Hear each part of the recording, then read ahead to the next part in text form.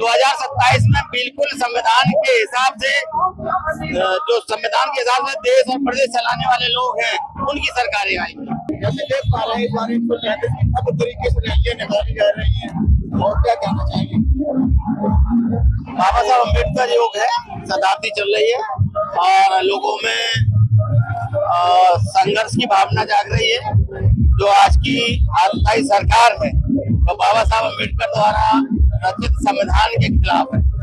तो आज पूरे देश के अंदर बाबा साहब अम्बेडकर के उस संविधान की रक्षा के लिए कसम खा करके बाबा साहब अम्बेडकर के संविधान को बचाने की एकदम जनता संकल्पित हो चुकी है।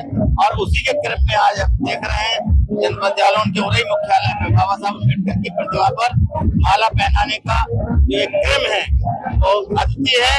और जो यहाँ तक आया है उसने ये तय कर लिया है कि संविधान की रक्षा के लिए अगर हमें जान भी देनी पड़े तो जान देने के लिए तैयार है। ये हमारे लोगों के बीच की बात है।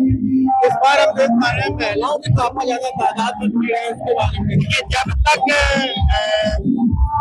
दोनों लोग मिल करके, पति पत्नी मिल करके, पुरुष और महिला मिल करके जब तक संघर्ष की बात नहीं करेंगे तब तक बात बनेगी नहीं। और जब हमने आज 33% रिजर्वेशन की बात, वैसे तो बाबा साहब अम्बेडकर ने पार्ट माना है, दोनों को एक माना है, पति पत्नी को मिला करके एक माना है।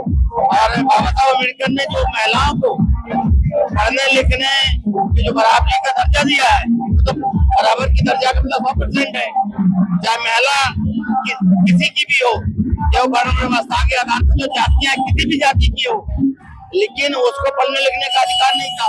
बाबा साहब अम्बेडकर ने संविधान में महिलाओं को जो बराबरी का अधिकार दिया, पढ़ने लिखने का अधिकार दिया है, इस कारण से अब धीरे धीरे महिलाओं में भी जागृति आ रही है। तो आज महिलाओं की जो संख्या है वो कहीं पुरुषों से कम नहीं है और यही अच्छा साइन है और यही देश को बचाने की एक परिकल्पना भी की जा सकती है। क्या लगता है 2027 में बदलाव होगा?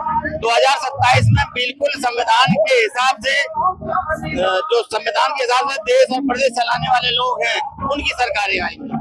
भारतीय जनता पार्टी की सरकार अब नहीं है। चलिए दोस्तों, हमारे साथ थे जो कि अध्यक्ष जी विशाल भावरे जी। आप लोग बने रहे नशा समाचार था। मेरा नाम है रजनीश सिंह।